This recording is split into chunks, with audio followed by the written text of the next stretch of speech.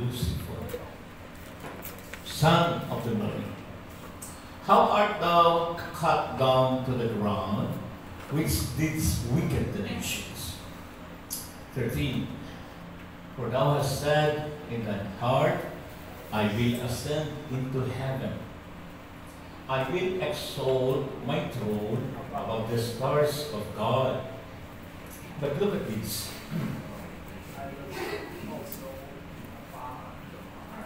Nagtagumpay ba siya na makaupo doon sa throne of God? No. Look at this, oh. I will ascend into heaven. I will exalt my throne above the stars of God, angels of God. Why? Because of worship. Satan or Lucifer wants worship. He is a worshiper.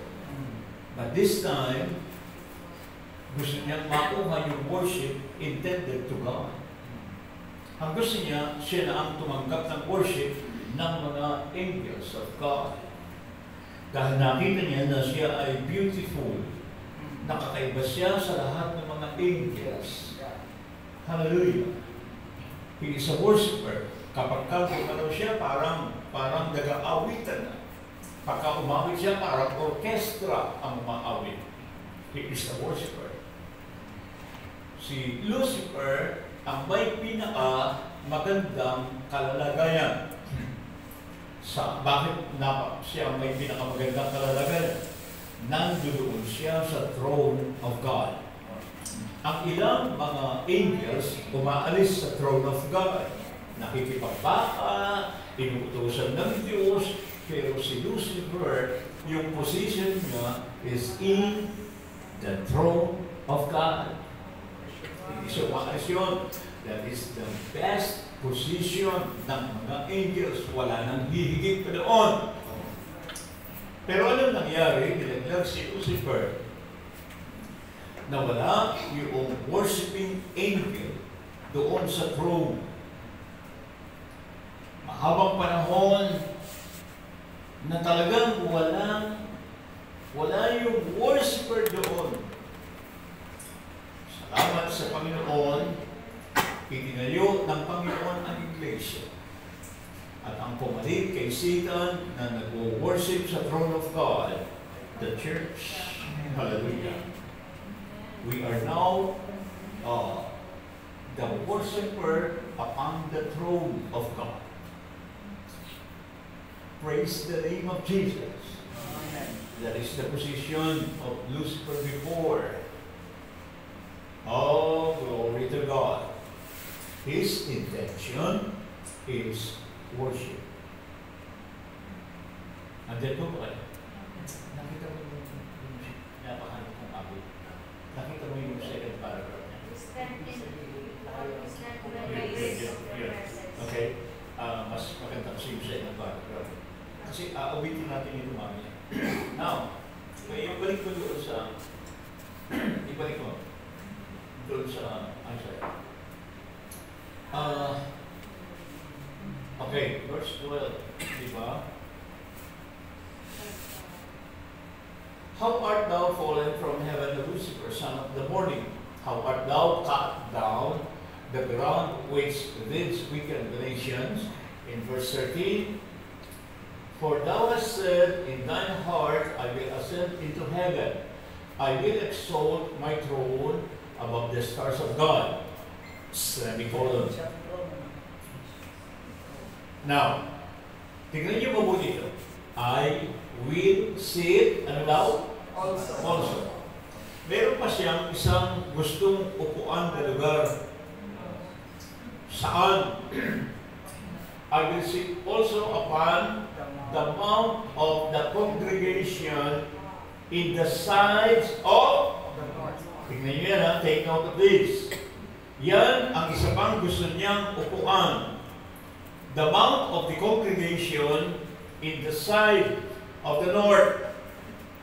Psalms chapter 40. Sana hindi ako ikabalik. Kung minsan, nakakalimutan ko yun. Ano yan? Kinakanta natin dati yan. Sa Sporty.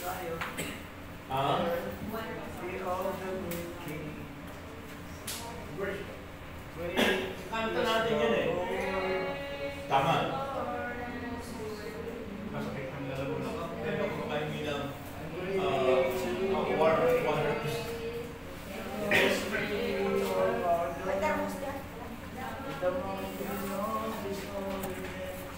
Sintunado naman kayo. Bakit naman kayong umuumul? Ang tono dyan, great is the Lord and greatly to be praised in the city of our God, in the mountains of His holiness, beautiful situation, the joy of the whole earth is Mount Zion, the sign of the Lord, the city of the great King. Is Mount Zion, the sign of the Lord, the city of the great King. Now we locate really that great, that mountain of the congregation. Where is that? That is Mount Zion. Where is that Mount Zion? In the north. The city of the great King. Balik mo doon sa Isaiah. Tingnan niyo mabuti ha. The north, the city of the great King. Ano yun? Mount Zion. I will sit also upon the mount of the congregation, in the sides of the Lord. Hallelujah. Pareho? Yeah. What is that Mount Zion? It is the center of worship. Mount Zion is the exact location where Solomon built the temple. It is the center of worship. Hallelujah. Ito yung gustong upuan din ni Lucifer. But there is a spiritual Mount Zion. And this is the church. Why? Because the church is the center of worship in the world, in this earth. Okay, we say amen to that. Ano ang kanyang talagang gusto? Worship. Hallelujah. Kaya yung message of yung mystery of iniquity, nakita niyo kung saan lumuklok si Satan doon sa templo. Yun ang gusto niya talagang atikin yung templo. Why? It is because of worship. You know, church, if you live in carnality, your worship will not be accepted by God. Because there is no carnal nature na tatanggapin ng Lord ang kanyang worship. Amen. God will reject the worship of the carnal nature. Walang worship na magaganap. Kaya, nakaraang linggo, matindi yung worship natin. Bakit? Kasi binasag natin yung flesh life through prayer and fasting. Are you with me? Ganyan din po nangyari sa inyo, Pastor.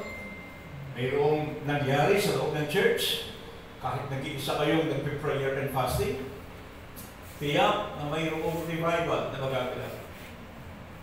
Andyan po ba tayo? So, ituloy na natin ito, pwede ba? Ganyan ang buhay ng ginagalawan ko. Nagpapasar ako, hindi ako tatayo, hindi ako nakapagayo ng tatlong araw. Nagpapasar ako, hindi ako magtuturo mag-aral na hindi nakayun ng tatlong araw. At hindi po yun, hindi naspugon, mahahabang mga taon ng pag-aayuno, constant prayer and fasting. Many years. Hallelujah! Kaya nabago yung aking buhay. Nagkaroon ng pagpapago. The carnal man, the earthly man, cannot worship God. What will be going to happen? The devil will collect all those worship as a worship belonging to him. This is one of the greatest problems in the church. That is why worship leaders in the church, they are so tired worshiping the Lord, but there is no spirit of worship releases in the church. You know why? Because the worship leader is walking in carnality. Carnal nature is enmity against God. You cannot please God. You are living in carnality. You are enmity against God. Natakaintindihan tayo. So, walang worship. You cannot please God in the flesh. Kaya sa halip na si Jesus Christ ang worship ng Sunday, niwala ka, yung mga tao pagod ng kanta, yung mga worship leader, kung nalulong sinisa sa mga gitarista, kung natin, chorus ko. Pagod na, so tired. Yung kanilang pawis, tagaktak na. Yung kanilang mga ugat sa leeg, nagliligawan na. But there is no spirit of worship. It is because of carnality. Are you with me? So instead of Christ being worshipped in the church, it is Satan. Beware of these. The reason why Satan wants to sit inside the church, it is because of your worship. Ang trabaho niya, ililid ka niya in carnality. Ang trabaho niya, isa-separate ka niya sa life of God. Nagkakaintindihan po nila yan.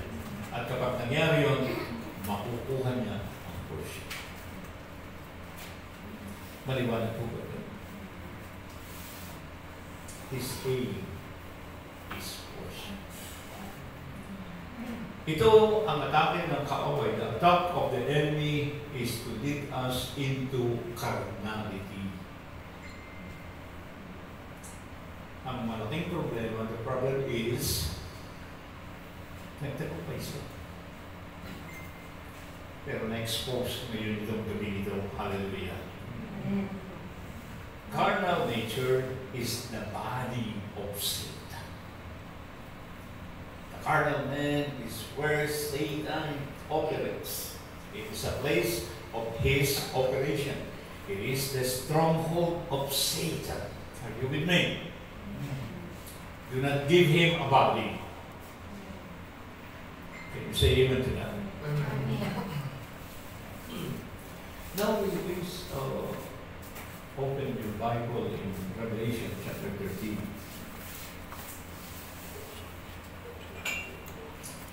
Hallelujah. I think in verse 18, 16, 17, 18. And he caused. Who is that he? The Antichrist. This is the person of the Antichrist. The Bible said, he caused all, both small and great, pupwersahin niya. Maging small or great, rich and poor, free and bad, to receive a mark in their right hand or in their foreheads. When COVID came, many believe that that is the mark of the beast. In the vaccine, mark of the beast. Na kapag daw in-inject sa iyo, Yun daw liquid, magiging solid, at magiging robot. Ala si Pastor Isipin. Doktrina yan eh. Patuloy si Pastor Taos, nadamay-damay. Ay, grabe yung mga bilip na yan. Na kapag ka daw nagpalagay ka ng vaccine, pag-aari ka na daw ni Antichrist. Ang tingin nila doon, yun yung mark of the beast. Ang sinasabi niya dito, mga kapatid, kwersahang maglalagay ng tatak ang Diablo, pupwersahin niya lahat ng tao. Lahat ng uri ng tao. Look at this. This is a kind of force na gagawin ng Antichrist, pupwersahin niya. Na yan daw ay, kung pakilagay mo doon sa verse 17, and that no man might buy or sell. Hindi ka makakabili. Hindi ka makakapagbenta. Nung panahon ng COVID, nagbebenta ako ng mangga. No. Ito, hindi ka makakapagbenta, hindi ka makakabili.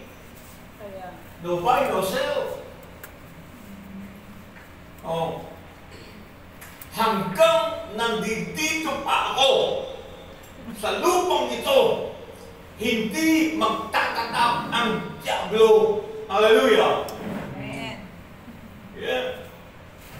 Walang tatakan na magaganap ng Antikristo hanggang nandito pa ang church.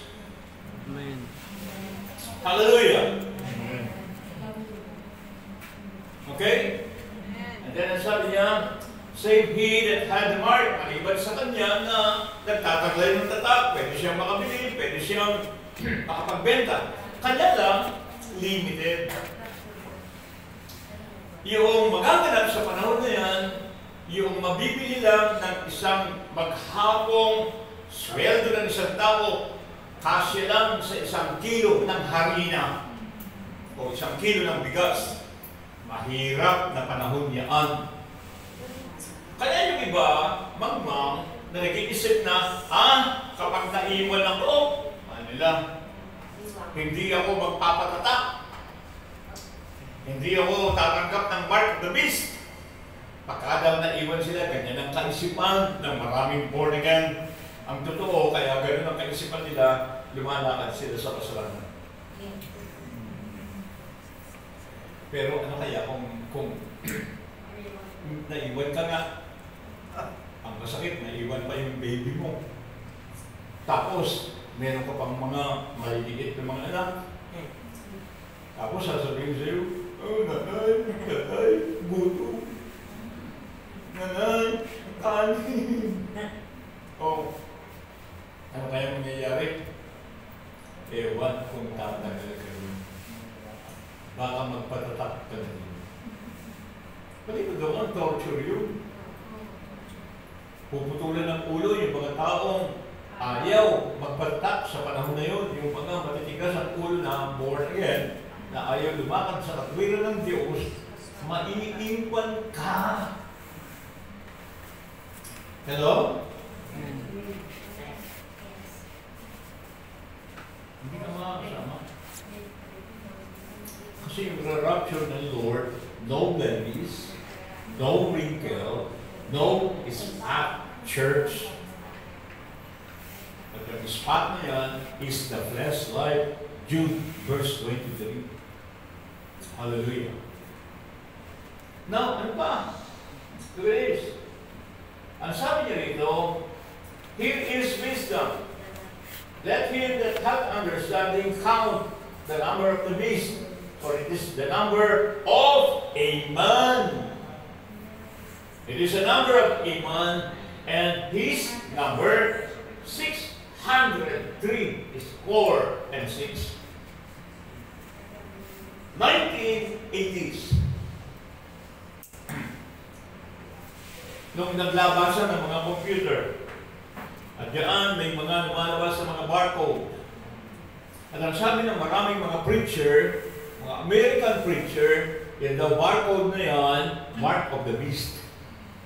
Kasi daw, yung binabasa kagad niyan, yung 6 sa gitna, yung 6 sa gilid, na dalawa, 666 daw yan, mark of the beast daw yan. Eh ngayon, mga kapatid, wala ka nang mabibili na walang barcode. Santol na lang ang walang barcode. Basta nandito yan sa supermarket, lahat yan may barcode na. Ang sabi nila noon, yung daw computer, mark of the beast. Kung ano-anong mark of the beast na sinasabi ng mga tao. Yun daw po, yung nandun doon sa ulo niya, 666, mark of the beast. Yun daw,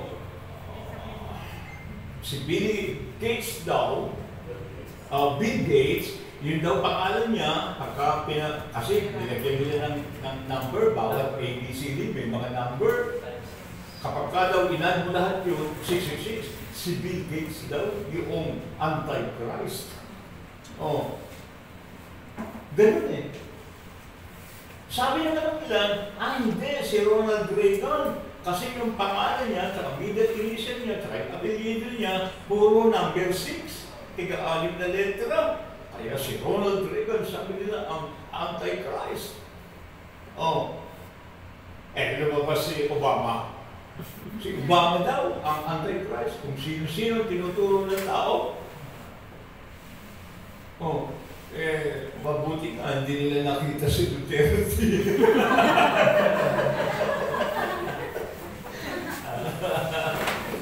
Alam mo, nakita nila si Duterte, interpret nila si Duterte yung Antikristo. Ganon! Kung sino-sino ang tinuturo nilang Antikristo, marireveal lang ang Antikristo yan pag inalis na yung church, pag inalis na yung pumipigil, pag inalis na yung church na nasa influensya ng Banal na Espiritu. Dahil ang Holy Spirit ang tatawagin, sasabihin lang sa kanya, come! At lahat na lumalakad sa Banal na Espiritu, lumalakad sa katwiran ng Diyos, kasamang makukuha. Hallelujah! Amen! Hallelujah! Pagka nagkawalaan ng tao, punta ka doon sa bahay, pag nakita mo ako doon, ibig sabihin yun, naiwanan ako. Pero hindi ako mapapaiwan. Sisiguraduhin kong makakasama ako sa rapture. Kayo po. Kaya huwag kang mamuhay sa laman. Amen? Huwag ka na mag-asama. Huwag na. Kaya mo na yung guwapong milyonaryo.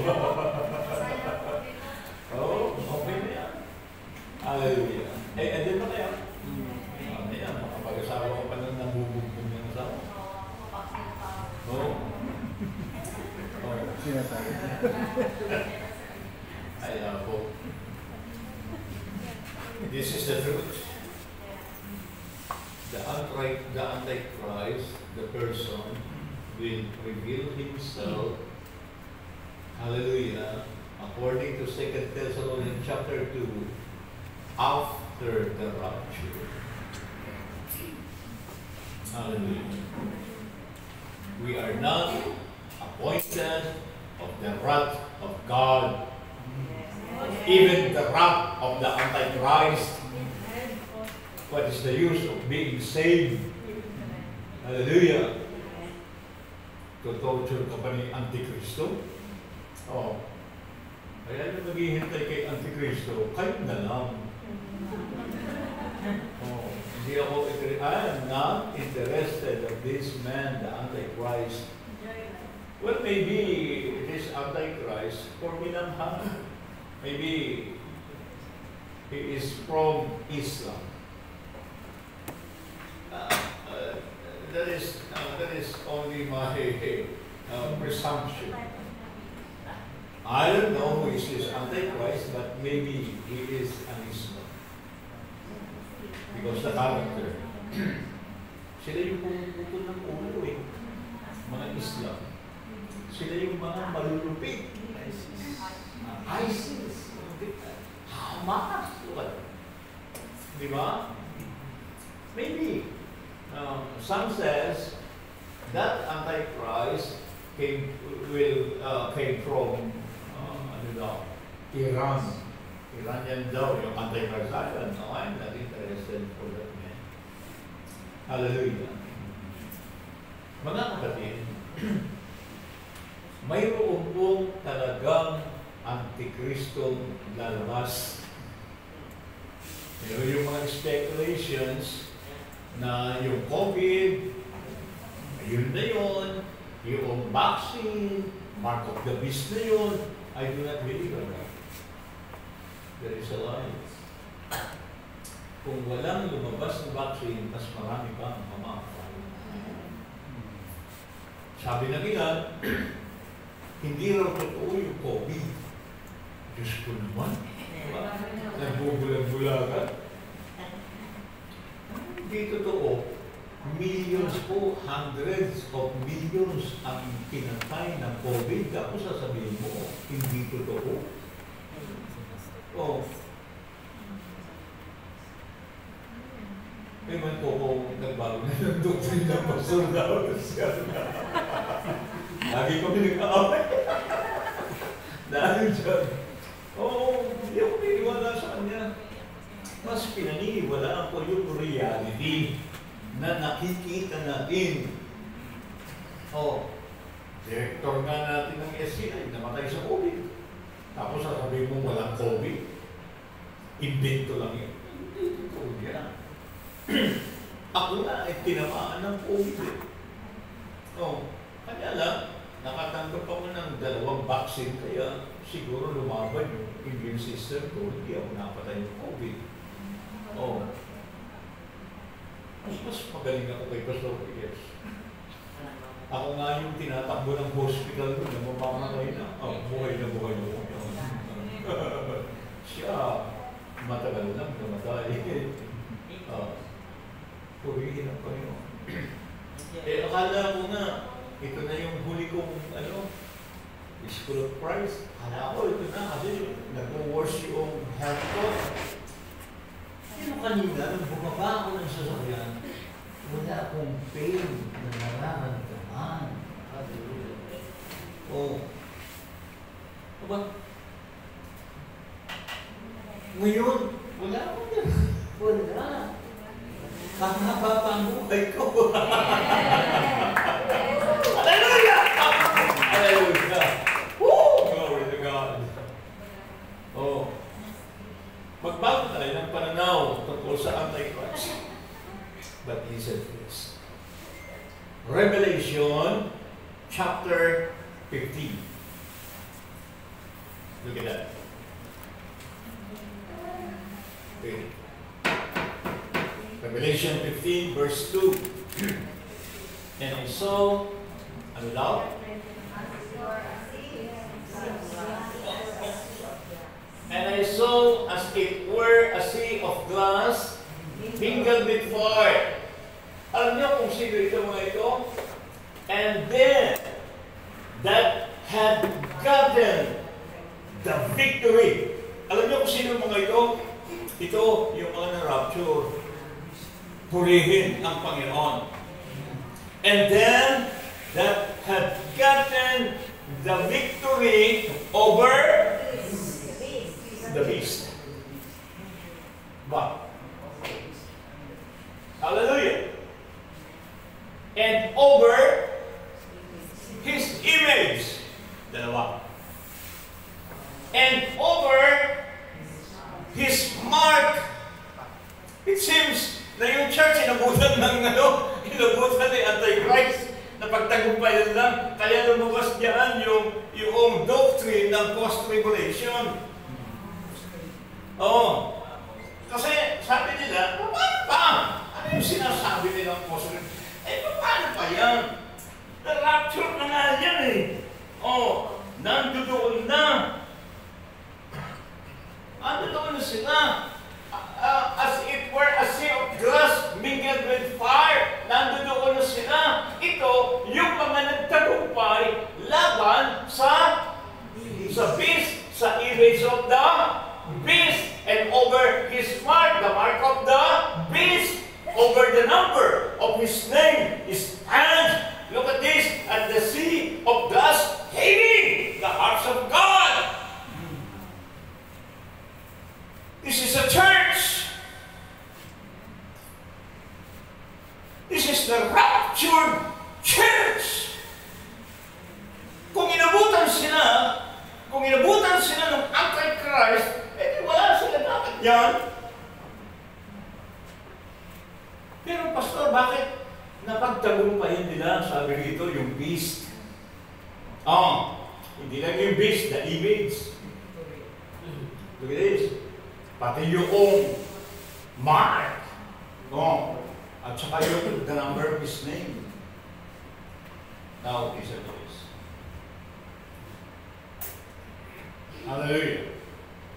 This is not the person of the Antichrist. Man without God is a beast. You understand that? When men fall in sin, his image becomes the image of the beast.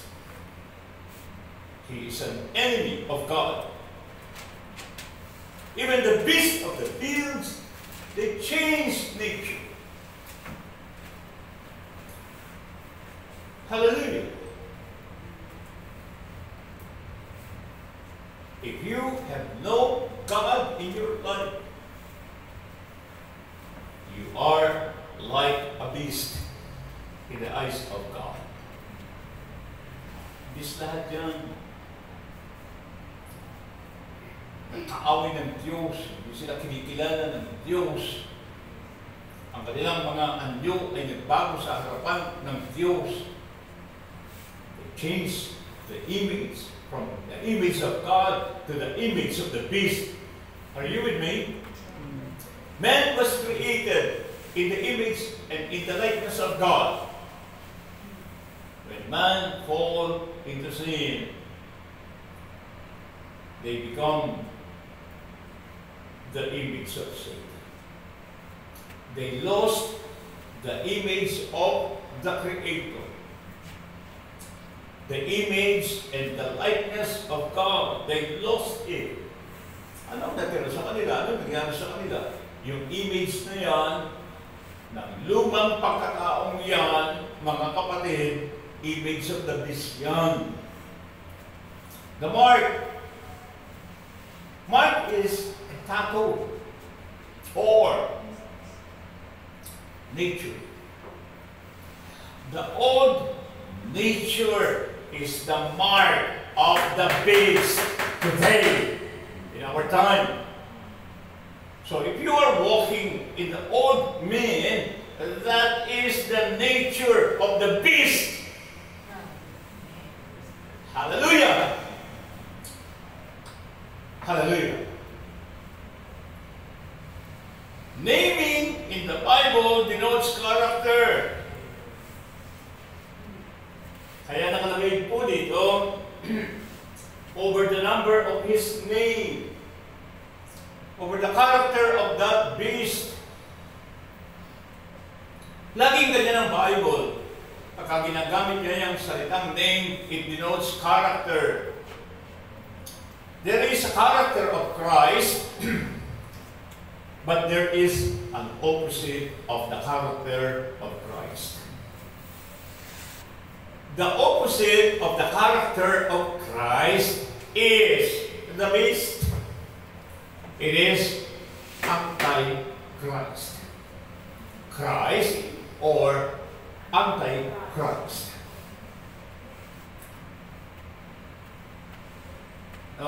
Naiintindihan niyo po ako? Christ said, I am meek and lowly. Matthew chapter 11. But the character of Satan, is opposite to the character of Christ. If Christ is meek and lowly, then the Antichrist is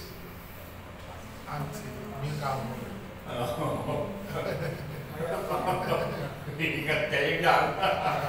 Baka meron tayong ganyang ugali. The ugali of the Antichrist.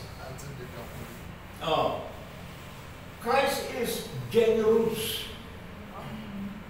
The opposite of being generous is kirmut.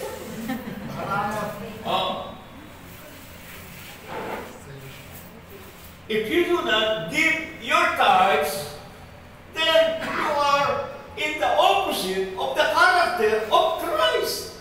Yes. Is this true? Come on.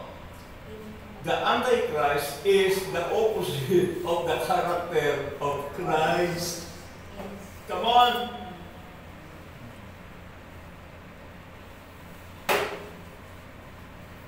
Jesus Christ is the truth. Lahat ng lumalabas sa kanyang bibig, totoo, katotohanan. There is no lie in Christ. What is the opposite of that character?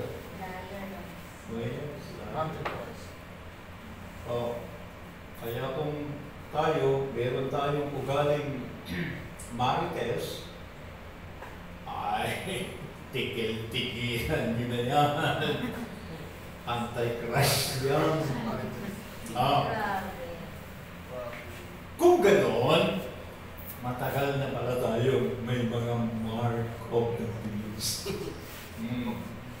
Sige man na.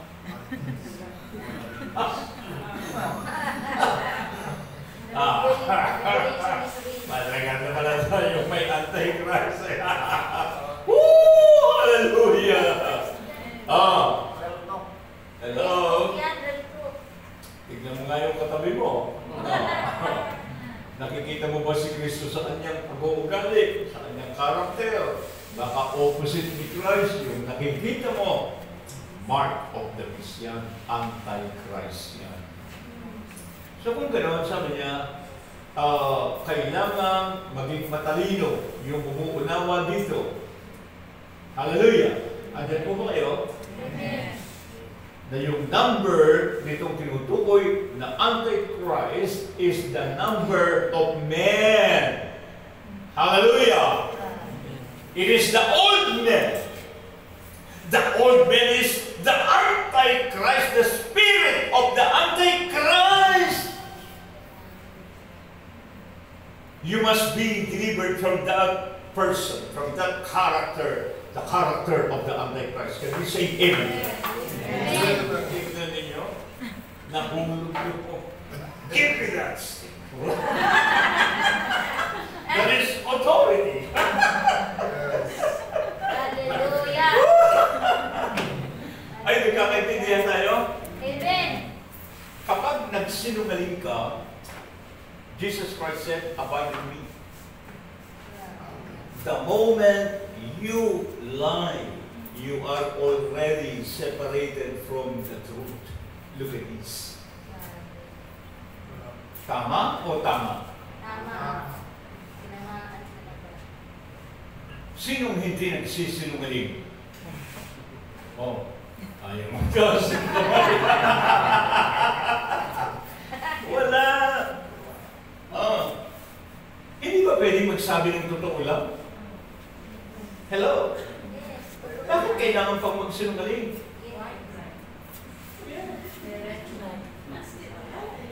Why? May sabi nga, liars go to hell. Do not lie. Because there is an opposite of Christ. Come on, church. That is the image of the beast. We are talking about character. Hallelujah. Come on. Come on. They have gotten the victory over the beast. Hallelujah. That old nature is a beast. Hindi ba? Walang ginawa yung old nature, kundi kasalanan eh. Yes. Yung ginagawa ng old nature, you cannot love God. Yeah. Himself. Yeah. Oh. Si Jesus Christ, napakababa ng kanyang kalooban. Yung Antichrist, prideful, self-centered. Pagdating ng Antichrist, the time of the person of the Antichrist, selfish yung kanyang karakter. Selfish si Antichrist, wala siyang pakialam kahit kanino, basta yung gusto niya, yun ang gagawin niya. Kaya nga persahan magtatatakan, persahan. Yung kanyang gusto lang ang ipapairal niya sa panahon na yun. Kaya kung namumuhay tayo sa selfishness, you have the character of the Antichrist. You have the mark of the beast.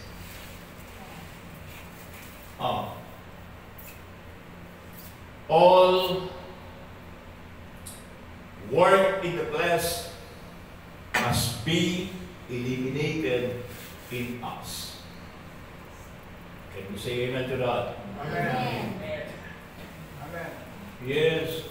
This is Christianity. This is what we are talking here. In Christianity is perfection, holiness. Are you with me? Yes, amen. Purity. Come on. Hallelujah. Kaya, mga kapatid, magbago na tayo. Sabihin mo sa katabi mo, magbago ka na.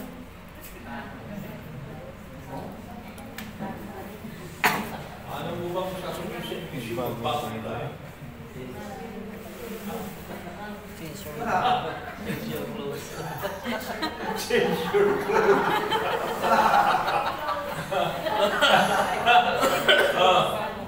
Yung kanta yan, Pastor. Ano yan? Changes in my life. Ano na yun?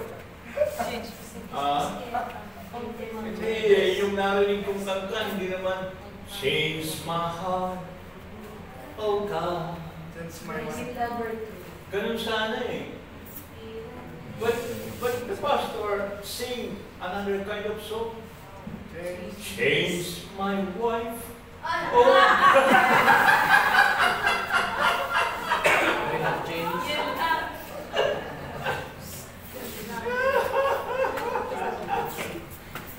nagkirigan na ako. Let us repent from that old nature. The old nature is the image of Satan. It is the enemy of God. Amen. Pag hindi pa kayo na born again dito, ewan ko lang. Hello?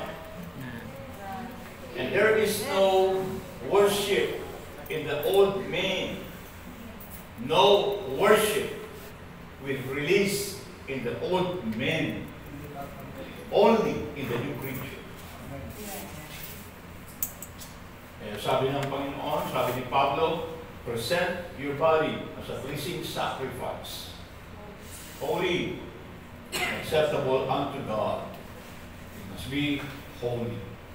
It must be acceptable to God. Sino yung tinatanggap ng Diyos? It is the new man. The new man is the nature of God in you. Hallelujah. Hallelujah. The new man is the image of Christ in you, created after God's righteousness and true holiness. Can we say amen to that? Amen. But the old man belongs to Satan. Old man is the nature of Satan. The old man is the character of Satan. Oh my God. It is the Antichrist. Hallelujah. Come on, church. And I am studying about this. It clears my mind. Tama in Revelation chapter 13. That number is the number of men. And that man is the old man, the earthly, Adamic man, the simple man. Hallelujah. Well, the Antichrist knows who belongs to him. magkakaroon ng tatapan sa Los Angeles, sa Texas, sorry, sa Texas. Diyan na uso yung tatakan ng kalabaw, ng kabayo. Ano na tawag doon?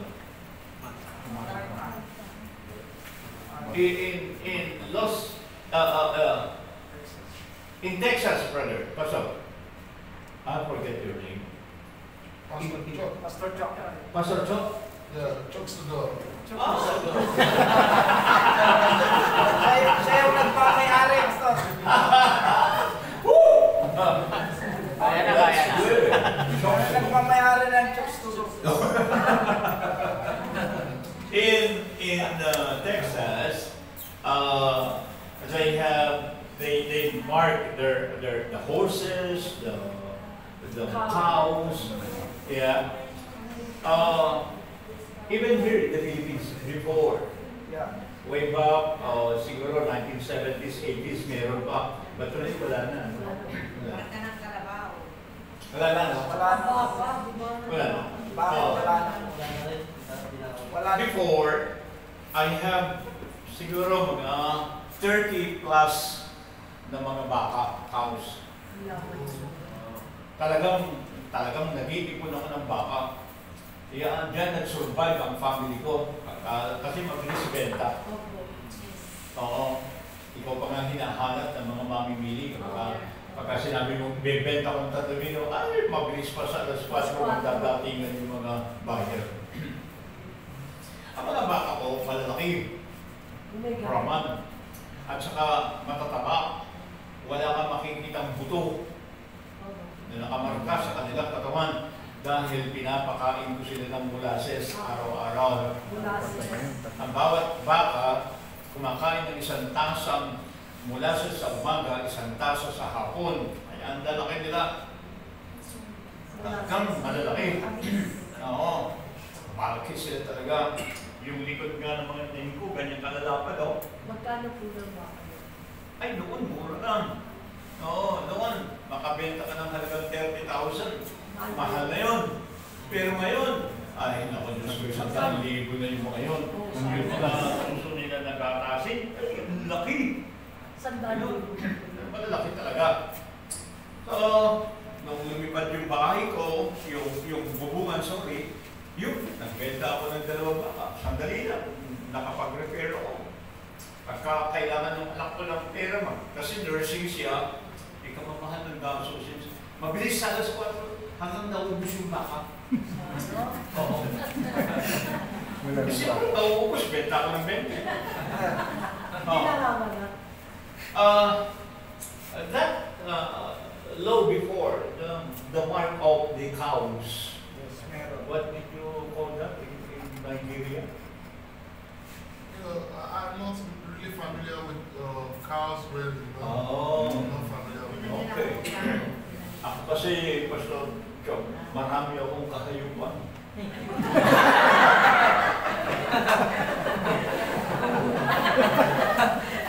Dati. Ay, marami akong manok. Libo-libo yung manok ko.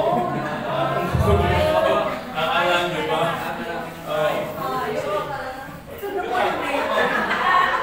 Lahat ng 2 pa, ostrich lang ang wala sa akin. Lahat. Libo ang pila. Oh. Yung nangingitlog kong mga bibi, siguro nasa 150 heads yun. Okay. Talagang mahilig akong mag-alaga ng hayop. Marami akong kahayupan naman. Hallelujah! Ang inahin kong baboy, 5. Umaanak niyo ba sa mundo? Ay, Diyos ko, kahirap alagaan ng baboy. Ako ang gumagawa ng sariling feeds. Yeah. Oo. Paturo kayo sa akin. Dahil dinala ko si Mayor sa bahay, kumain kami ng tanghalian, doon kasama siyang mga municipal councilor. Kumain kami sa bahay. Sabi ko kay Mayor, may naamoy ka ba pare? Mabaho dito sa paligid ko? Wala naman. Alam mo bang marami akong halagang baboy dyan sa likod? Huh? Wala amoy. Oo, magsikreto ko. Lalo ka. Nung matapos kami kumain, kasi hindi ko, dalawang araw hindi ko nilinis yung baboy yan. Di dinala ko siya doon sa baboy yan. Ba, sabi niya, nagpuputok sa dumi yung baboy mo, pero walang amoy. So, yan ang sinasabi ko sa iyo, kaya. Na kung bibili ka nung aking ginagawa sa bakterya, i-spray mo yung mga mababahong babag sa kanya ng basura, sa loob ng 1-2 segundo, tangka ang amoy. Oo. Yung ganoon. Ay, maniwala ka talaga. Hindi perfect ako eh. Ngayon po, nagtitinda ko kayo. Ay, hindi na kayang harapin. Hindi na. Pero kung gusto niyo magkaturo, ituturuan ko kayo. Sige po. Ano lang, if the price is... Ayun, basta yun. Pero ang ganda po nung kasi walang amoy. Wala. Talagang wala. Segundo lang, wala. Hallelujah. Sprayan mo yung mga babuyan. Segundo lang, wala. Galing ng mga Fermentation process, marami ako. Sige po. Hallelujah. Now, natakaroon ako sa bago. Yung lalagyan mo ng mark, hindi mo lalagyan ng mark yung baka ng kapitbahay mo. Yung sa'yo siya. Yung sa'yo lang ang lalagyan mo ng mark. Of course. Yung mga kalabaw mo, yung baka mo, kung meron mo yan, kapag nawala yan, at humalo yan sa 10 baka, Makikita lang. alam mo, kilala mo yung sa'yo. Amen! Amen! May number yan. Ganun yun. Number. Kahit wala bang tata, kilala mo yung sa'yo. Bakit mo ngayon tatatakan yung baka ng kapitbahay mo? Yun lang sa'yo. Yun lang kilala mo. Kilala mo yung sa'yo, yun lang ang tatatakan mo. Si Antikristo, yung tatatakan niya, yung kanya lang! Oy, nandito ba kayo? Amen! Yung mga lumalakad sa laman ng mga born again, sabi nila niyan, tatatakan yan. Kasi yung mga hindi naman mananampalataya, kung sana magpapatatak yun. Hello po. Hallelujah. Purihin ang Panginoon. Hindi ako magtatatakan ni Antichrist. Hindi mo kilala. Oh.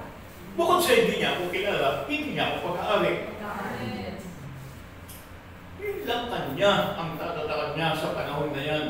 Pwersahan niyang tatatakan yung mga born again na naiwan dahil papalagyan, hindi tatanggap yan. Kaya magkakaroon ng pwersahang pagtatatak.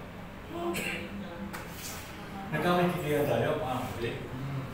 Pero ang hindi natin alam, matagal na pala tayo nagtatakan ni Kristo. Yung lumang pagkatao. Andyan po ba kayo? Lumalakad tayo sa maling mga pag-uugali. Anti-Christian. Oh. Tama o tama? Ang dami natin dapat ipagsisi, mga kapatid. Naiintindihan niyo po ngayon. Amen. Yung mga namumuhi. Oh. Ng bites. Oh. Hindi ba? Namumuhi tayo ng times.